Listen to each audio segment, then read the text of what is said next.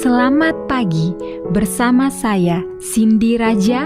Mari kita awali pagi ini dengan semangat baru, motivasi hidup sehat dan inspirasi yang akan membawa kita lebih dekat kepada kebugaran fisik, mental dan spiritual.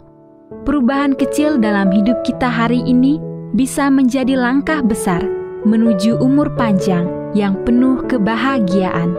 Bersama kita akan merangkul kisah kemenangan, wawasan menarik, dan kekuatan harian yang berakar pada kebesaran Sang Pencipta.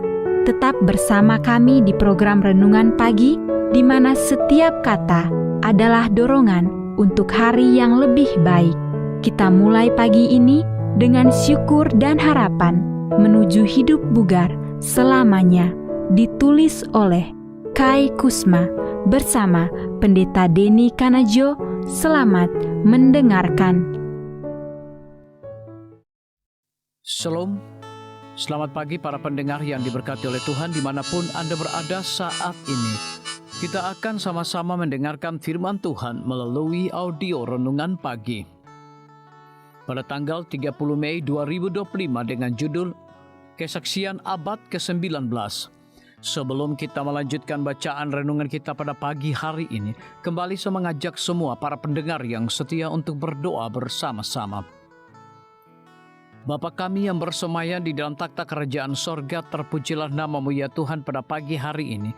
Sebelum kami melakukan segala aktivitas pelayanan dan pekerjaan kami sangat rindu sejenak untuk merenungkan kebenaran firman Tuhan. Terima kasih Tuhan Yesus, ampuni kami Bapa, karena kami sudah berdoa hanya di dalam nama Tuhan dan Juru Selamat kami. Amin.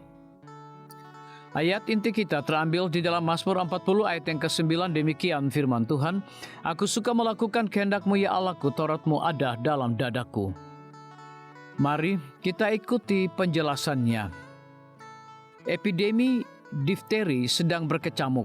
Anak-anak sekarat seperti lalat. Ada kecemasan di setiap rumah.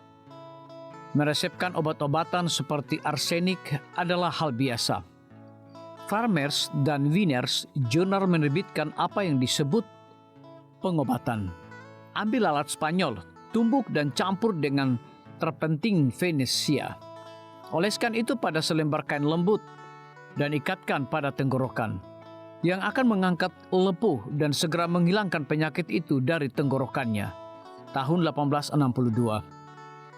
Pada bulan Februari 1863, dua putra James dan Ellen G. White diserang penyakit yang menakutkan ini. Sebut saja ini kebetulan yang luar biasa atau keajaiban. Tetapi pada saat itu keluarga White menemukan sebuah artikel oleh Dr. James J. Jackson dari Dansville, New York, melaporkan keberhasilannya dalam mengobati difteri dengan perawatan air. Karena ini lebih masuk akal bagi mereka daripada obat-obatan kimia atau lalat Spanyol.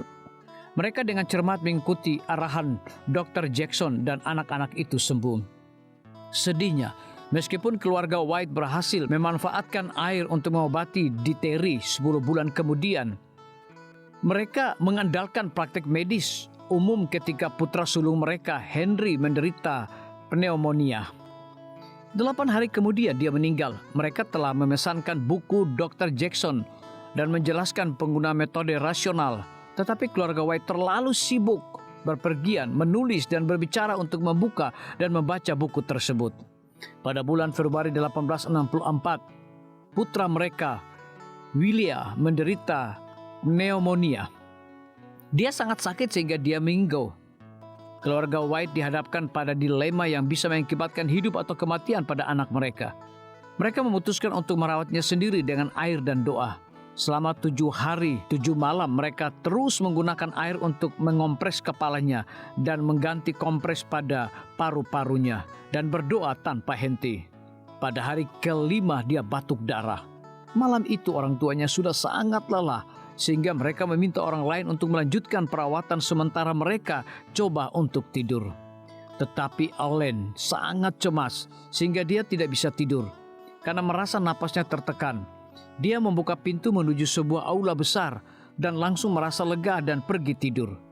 Dia memimpin bahwa seorang dokter berpengalaman berdiri di samping tempat tidur putranya dan berkata, Apa yang memberimu kelegaan juga akan melegakan anakmu. Dia membutuhkan udara, kamu telah membuatnya terlalu panas. Setelah dia menerapkan informasi baru ini, dengan wilayah meredah, dia pulih dengan cepat dan memiliki kesehatan yang lebih baik dibandingkan dengan kesehatannya yang beberapa tahun yang lalu.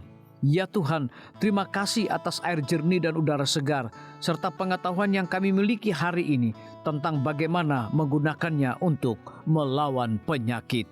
Biarlah bacaan renungan kita saat ini akan menjadi berkat bagi kita semua.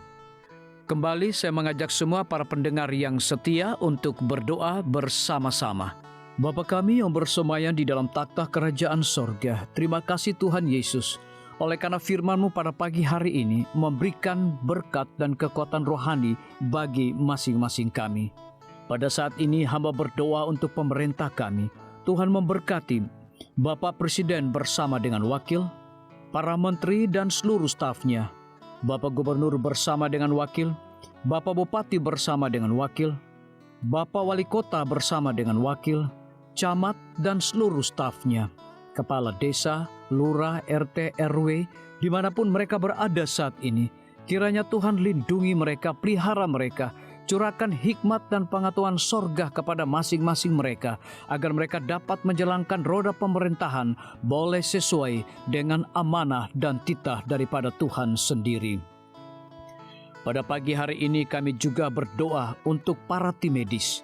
Tuhan berkati dokter, perawat, bidan, farmasi, nutrisionis.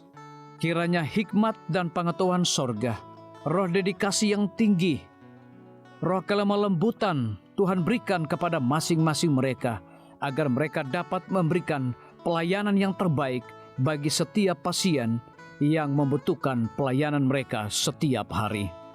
Kami juga berdoa untuk guru-guru, kepala sekolah, siswa, mahasiswa, bahkan dosen di setiap lembaga pendidikan.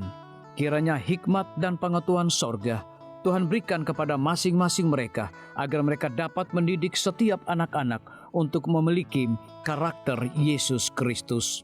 Hamba juga berdoa untuk TNI, Polri, PNS, wira swasta, petani, nelayan, ojek online dimanapun mereka berada.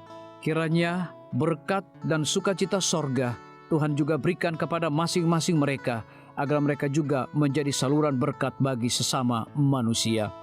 Para pendengar yang setia yang berulang tahun saat ini dimanapun mereka berada, biarlah dengan bertambahnya usia, mereka semakin hidup bersyukur dan berterima kasih kepada Tuhan setiap saat.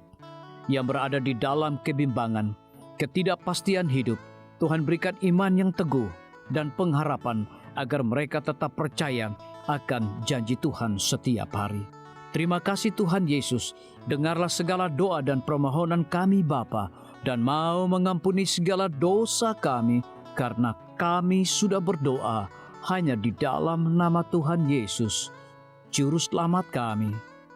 Amin. Demikian firman Tuhan yang telah kita dengarkan. Semoga hari ini menjadi berkat bagi kita semua. Sampai jumpa, Tuhan memberkati.